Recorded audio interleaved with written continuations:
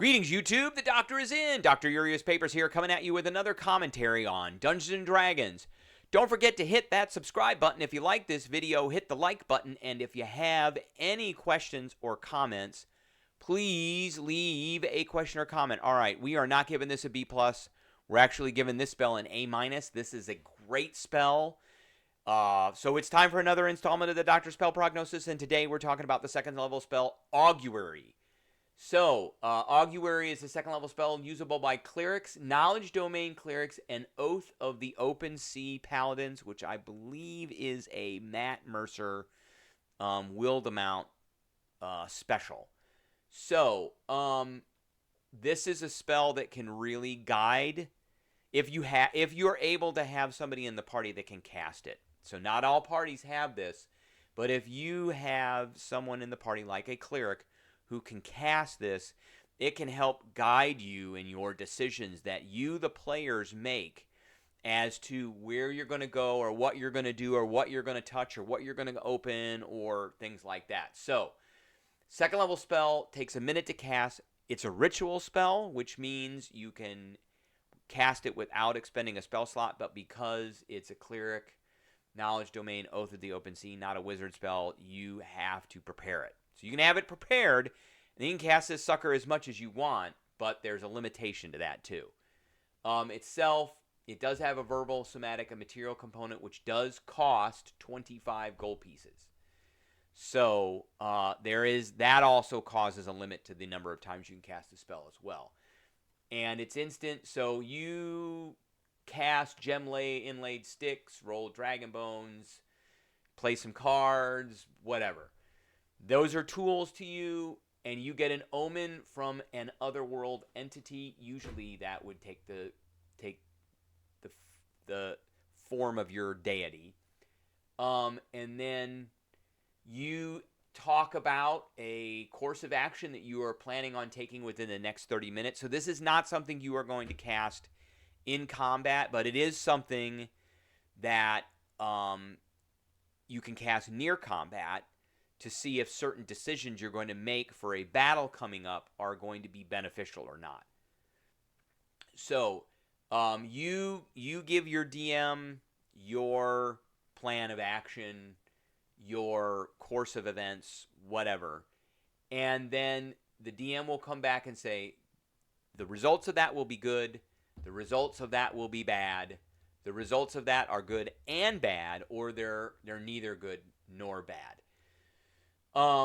So, and it doesn't take into account any possible circumstances that might change the outcome of this, and such as casting of additional spells. So if you're going to cast divination or things like that, then, if you're planning on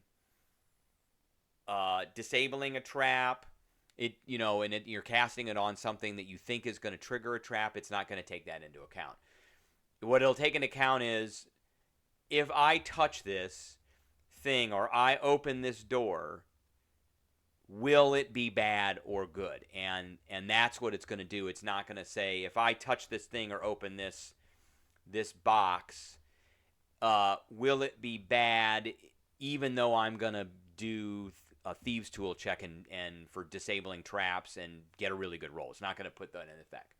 So there's another limitation to this. If you cast the spell 2 or more times before completing your next long rest, there's a 25% chance for each casting after the first that you get a random reading, and the DM rolls that. So you got to be careful. So the best use of this is once per long rest, and you got to really make it count. But because it's a ritual, you need to prepare it, but you don't use a slot, is what I'm saying. So, and this could be really, if you choose the right situations, it can be really beneficial. If you're going to have a combat and your party is forming a plan for that combat, you can cast this to ask if certain parts of that plan within the next 30 minutes are going to be beneficial or not. Yeah, a good example of that is if you watch a lot of Critical Role.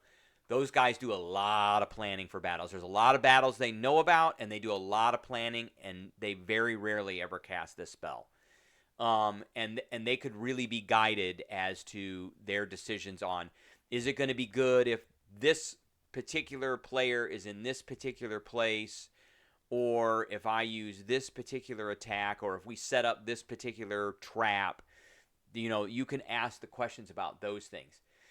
For dungeon crawling, if you get to a specific room and you know that there's a trap there, or there might be a trap there, or opening a door is going to trigger a trap, you can always cast this spell and see. But remember, you can only use it once per long rest without a chance of a random reading. And what that means is, if it's random, I would pick up a D4 as the DM and roll it, and that would be what you got as your reading.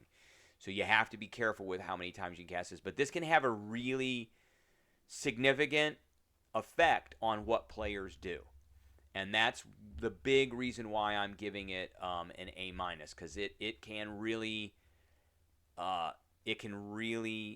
direct the players in the correct place. DMs can also use this as a tool as well, and they can use it if you could say, I've got a bad guy or a group that is going to ambush the players, and they're going to use this to figure out whether a course of action or not is going to result in a good result. If they're going to have a good outcome of that particular plan of action, like if I attack them at this place, is it going to be good or bad? And and you could use that as an excuse or kind of a background information for the backstory of what's going to happen. All right, that's what I got for everybody today. I appreciate everybody tuning in, and I will catch everybody later.